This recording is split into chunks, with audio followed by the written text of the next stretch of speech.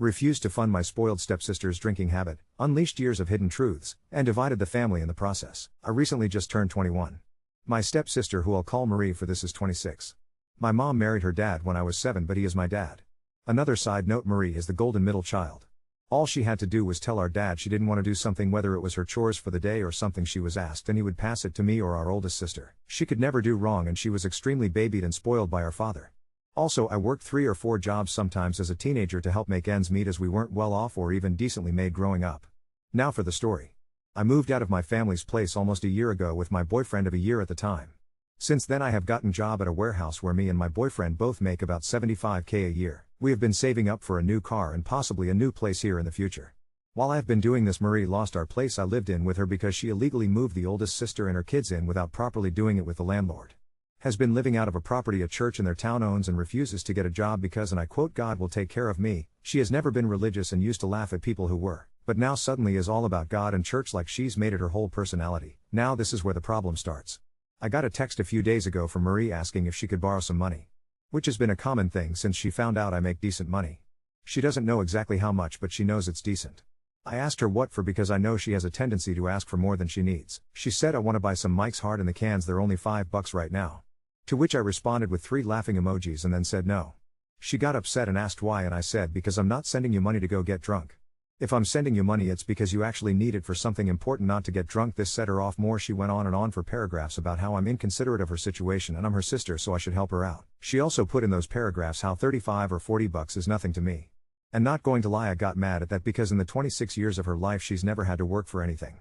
But I was often working 3, sometimes 4 jobs and going to school to make ends meet in our household. So the fact she expecting me to send her $40 and then claim it's nothing to me. At first I was going to ignore her because I know how I get when I get angry and I can be pretty hurtful and rude. But she kept texting me, and then she sent me a text that said, "I can't believe you won't help me out at all. You never did. All you did was go out and do God knows what, and I'm so fucking sick of your bratty child-ass behavior." This set me off. I texted her back and I went off saying this: "You know what, Mom and Dad didn't want me to tell you this cause they thought you'd think less of them, but it was me who bought your shampoo, conditioner, razors, body wash, etc. I'm the reason we suddenly had groceries in the fridge when it was barn just hours before. I'm the reason the car got fixed so many times. And you want to know how? Because I was working 3, sometimes 4 to keep our house running, all while going to school and keep up with all my high school sports too. I did softball, volleyball during the first semester of the year, and tennis and track the second semester of the year. So yeah, I was always gone or sleeping because I was exhausted every day for years. Also, I'm not sending you the money because God doesn't condone drinking." My boyfriend says I'm not wrong for going off because she needed a wake-up call. My older sister agrees she needed to hear it but thinks I could have gone a better way about it. But our other family, some aunts, uncles and cousins she's told, think I was too harsh and could have just sent her 10 instead of 40. Update 1. We had a meeting this afternoon with a realtor and we think we've found a gorgeous house with everything we've wanted in a house. And a gorgeous yard for when we start expanding our family. Anyways, I texted my aunts, uncles, and cousins and told them if they want to support her being a deadbeat who mooches off everyone else, that's on them.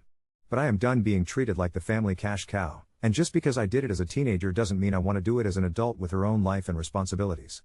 Most of them backed down and apologized for being so rude and pushy. My one aunt fired back with, "Oh yeah, responsibilities like what? Bills? We have 2 cats, a bearded dragon, bills, car payments, car insurance, we all do, and you and your BF are well off, so it's not much to you guys." Another cousin and a few uncles agreed with her, and they as the group decided to try and blow me up until I gave in. What they didn't expect is my boyfriend to take the phone and continue for me. One thing about my boyfriend is he doesn't play about me in even a fraction of the slightest. So when he saw that I was getting blown up and getting more and more aggravated, upset and just plain pissed off, he had enough. He took my phone and created a group chat with all the family members still causing issues and sent the following message: "Okay, hi, her boyfriend here because she is so upset, distraught and hurt. And that's something I don't tolerate, so enough is enough. You guys didn't have to do a fraction of what she has had to make sure that she and her family survived." Which, by the way, where were you guys when they needed food, or hygiene products, or just any basic need? Oh right, you didn't help. She did something she shouldn't have had to do but did because she wanted to help her family survive. She was working 3, sometimes 4 jobs while going to school and doing 4 sports throughout the school year. She spent the prime of her teenage years being a second-hand parent and adult. And do you think she got to see any of that money from those jobs? No, she used those checks to pay for the shit they needed. She is a grown adult now making her own money, and if she doesn't want to give away the money she works hard for to further spoil the human equivalent of a participation trophy, she doesn't have to. And she sure as hell doesn't have to, or will be explaining to anyone the reason she said no. They didn't respond before my boyfriend blocked them on my phone and saying, "You can unblock them if you'd like, but I really rather you don't, they cause you too much pain and I hate seeing you so upset like this."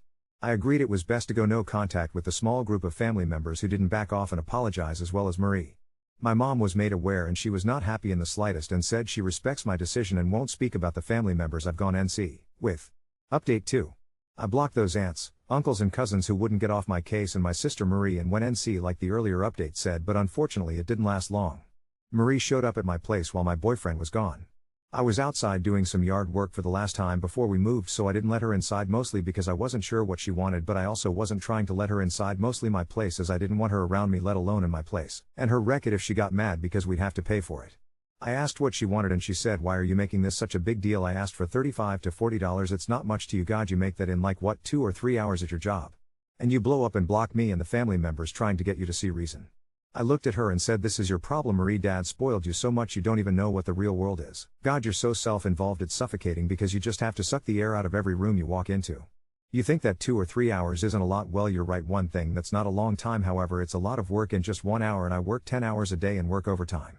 I have bills and responsibilities, something you don't know anything about. I have a life and things I want to do with it. And being a personal ATM for you is not on my bucket list. I've done my fair share for you." Marie responded with a scoff and said, "You're selfish and you are heartless for turning your cheek when your sister needs help." Then it was my turn to scoff and then I said, "Help? Yeah, maybe some fucking AA meetings and a rehab. But you wanting to get drunk so you can forget that you're 26, unemployed, live in a property your church owns, going nowhere in life, just stuck in the same life, is not needing help at you being a lazy person who thinks a higher power is going to fix everything if you just pray hard enough." My sister got mad and lunged at me. At first I wasn't trying to hit her back, mostly because I wasn't trying to fight her, but also because I know she can't fight and I know how to fight. My mom made me take boxing lessons so I could defend myself if I ever was in a situation a lot of females find themselves in. Instead, at first I was trying to get her off of me, but she landed a punch to my jaw and I fought back. My boyfriend pulled in about 5 minutes after the fight started and immediately dragged my sister off me. He checked on me first, making sure I was okay. I had a busted lip and some minor scrapes and bumps. My sister was bleeding from her nose, mouth, and she had some bruises already forming. The cops were called by a neighbor who saw the fight. Luckily the cameras at our place that were facing the outside where we were caught everything, even the part of me trying to get her off me without hurting her. The cops determined I acted in self-defense because I didn't hit her until she hit me in the jaw, after she had already me 3 times before she hit me in the jaw. The real decision came when the cop turned to me and asked if I wanted to press charges on Marie. I looked at my boyfriend and then to the cop, then to my sister. I knew she needed to finally face consequences to her action, but at the same time she was my sister at one point. I cared about her like she was my sister, and everything I had done as a teenager for her came rushing back. All of it I did for her because I wanted us to be okay. My boyfriend could tell I was conflicted and pulled me aside and asked me what was holding me back. I told him I knew she needed to face her consequences, but it was hard to say yeah, charge my sister and put her in jail. My boyfriend said he knows that she's my sister, but what she did was wrong and she needs to face it. We went back and forth with me overthinking and him calming me down. Once I did calm down, I went back to the cop and looked at him with a straight face and say, "I want to press charges. It's about time she learned her actions have consequences." The cop said it likely was not going to be a long sentence if any jail time is even given, but she will at least get probation for a few years and a ton of community service hours. But it wasn't about the jail time for me, it was about finally making my sister pay for something she did. She did spend 2 weeks in jail waiting for her court hearing and then got probation and community hours like the police officer had said. None of the family members that were asking me to give her the money anyway have gotten hold of me, as they can't, and I don't care if they're mad. Like I mentioned earlier, my boyfriend and I did get the house we spoke with the realtor about, and we have moved in and started settling in. We love this house. It's exactly what we wanted and we are so happy. We have decided to wait for a bit on expanding the family to just enjoy our new home together for a bit, which I honestly didn't mind at all. We have spent a lot of time buying furniture for our backyard, decorating our house and making it ours, added 2 sibling Pitsky puppies, Calypso and Rocky, to the family, who also love our fenced-in backyard and cuddling in our laps or chasing our friends around the bonfire in the backyard. I no longer feel the heavy weight of Marie and all the drama anymore, and best of all, my sister and NC family members don't know about this new place. Oop, they are so adorable. Our cats get along with them well too, which was a worry of ours. Finally feeling like I got my life back on track. Now on to second story. Sister's boyfriend kidnapped my child during a breakup fight, putting their lives in danger, as I helplessly dealt with anger and relief. My sister's boyfriend was caught and arrested and is currently in jail with a bond his family can't afford. I'd where to start, but I guess I'll start by I'm traumatized. As a parent, the second worst thing that could happen, happened. First being death. I didn't know where he was for 6 minutes, but it feels like it was 30. And I feel like I was the last person contacted to know what was going on. I'm angry. I'm angry at my sister's BF, I'm angry at my sister, and I'm angry at myself. I know I shouldn't be, but I am. To make a long story short, my sister was supposed to watch my son a couple nights ago. She said she wouldn't be off work in time, but that he could watch him for 30 minutes an hour before she got off. I thought it would be okay since it wasn't a long period of time. I was so wrong. I got a bad gut feeling when I pulled in to drop him off. I ignored it. I chalked it up to being anxiety, and I was just being selfish and wanted a fun night out. I get a call around 45 minutes after dropping him off. Sister's BF just came to sister's workplace, B/T her up, crashed her car, and took off with my child in said crashed car. I'm sorry, my name. I called back and she told me that they found him, but I couldn't see him yet and I was instantly thinking he was dead. That was the worst 6 minutes of my life. Basically, my sister tried to break up with him that morning, but in his eyes she's not allowed to break up with him, and that's what started all of this. I guess he was using their dog as a hostage at first, and so my sister got our other sister to get her dog out of that situation. She said she was going to tell me not to drop off my child but that he was acting fine and had calmed down, so she didn't. But I really wish she did, and I'm mad she didn't. I would have never dropped him off. He pulled up to her workplace, told her if she didn't come out he would harm my child, speeds off into an alleyway by her work and strangles her. Told her, do you really want to break up with me? I just want you to know if you break up with me and my child are gonna go on a ride. She says no, and he calls her a liar and crashes into her job sign, totaling her car. Then tells her if she tries to run or scream for help he'll kill my child. Hit her again, more arguing, starts to speed off to try and kidnap her, and she jumps out of the car and runs screaming into her job. Police found my child alone in their apartment with the door locked. He dropped him off and took off on foot. He turned himself in after hiding for about an hour. Crying and admitting everything SMH. My child is fine, didn't know what was going on, thought they were playing. But I am not okay. My sister isn't okay. She's been left with a large financial burden as they live together, and is out of a car. And she is traumatized. I feel so bad for feeling angry with her. I know I wouldn't know what to do in that situation as I've never been in it and she was in fight or flight, but I am angry.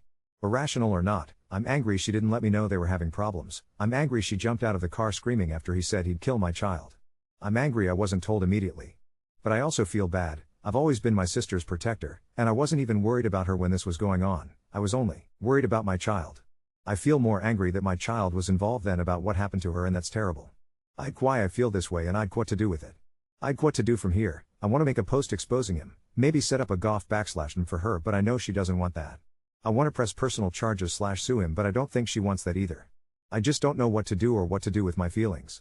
My family doesn't even want to talk about it. There's so much more I could say, but at the end of the day, I am so thankful that my child is okay. I prayed so hard.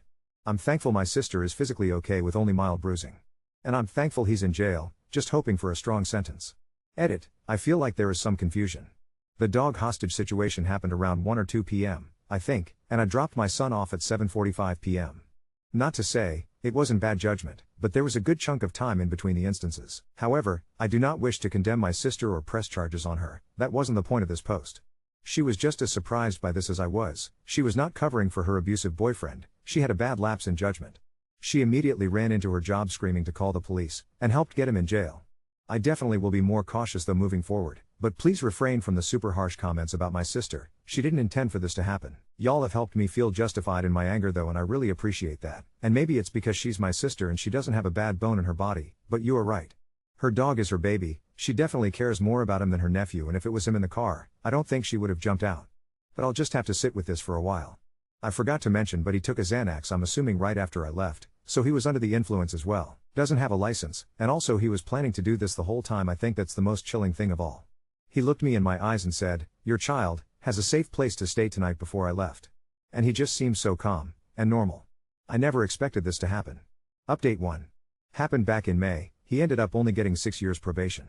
Right before my sister was to testify, they came and told her he took a plea deal. She was off the case and couldn't get any updates after that, as it was no L on Gare H or Ka. Say his mom ended up sending me a very hateful and abuse enabling, victim blaming ass message on October 8th.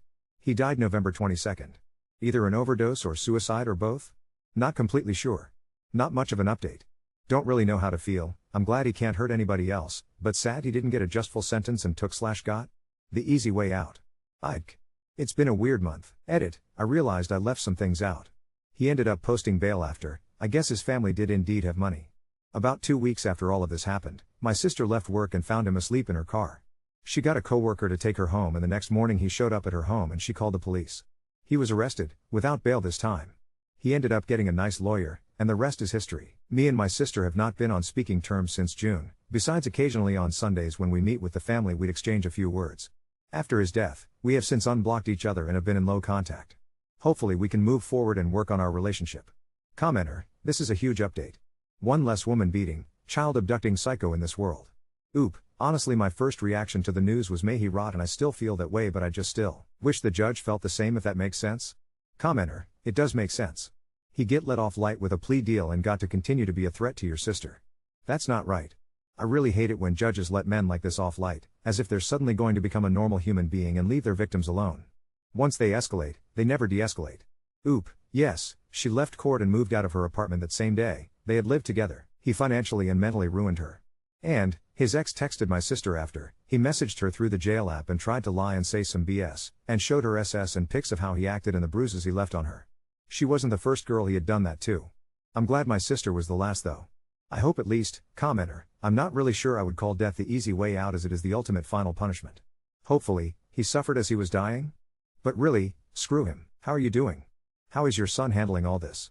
Oop, my son is pretty young, and doesn't fully understand the concept of what happened and death and all that. But I mean, with me, like I said, just been a weird month. The week it happened, I had finally completely cut off my son's deadbeat dad. I had just lost my job, got some bad news, and found out he died all within the same week, so it was a lot. I do think it was a good outcome given he was only given probation and not jail time and could do it to another girl/family. Me and my sister have been on bad terms since, and we just reconnected after he died, and can hopefully work on our relationship. I think it may finally be time to get into therapy though. Commenter, why were you and your sister in bad terms from this? This doesn't really sound like her fault is why I'm wondering. If you don't mind sharing, of course. I can't imagine what you're feeling. I'm sorry, this must feel terrible. All of it. Oop, just the stuff that happened, her not telling me she was trying to break up him that day, and that he was holding their dog hostage just hours prior to the situation. I was gonna have my parents watch him, but then she offered and she rarely watched him, so I thought it'd be good for them to bond, just for all of that to happen. I was willing to work through it, but then during the case, she wasn't telling me any information on it even though I was constantly asking, and just seemed to not want to be bothered by it, drinking a lot and trying to move on. I get it, but she made it all about her pain and acted like I wasn't also traumatized, and it just frustrated and bothered me. That coupled with a past issue that got brought up just sent it into full-blown no contact. Commenter, the mom send you a hateful message? Why you and not the sister? This makes no sense. You didn't date him. Oop, oh believe me, she sent my sister one too. I posted about the situation on Facebook back when it happened, and I guess she didn't see it until she had messaged me. But she was basically like s land reeing my s on mg ona see all the cops if yud on our move it and a whole bunch of victim blaming shit. She said my sister spitting in his face, in retaliation to him trying to her BTW was abuse. And he beat her for it afterwards, but yet she didn't mention that part, or rather he lied about that.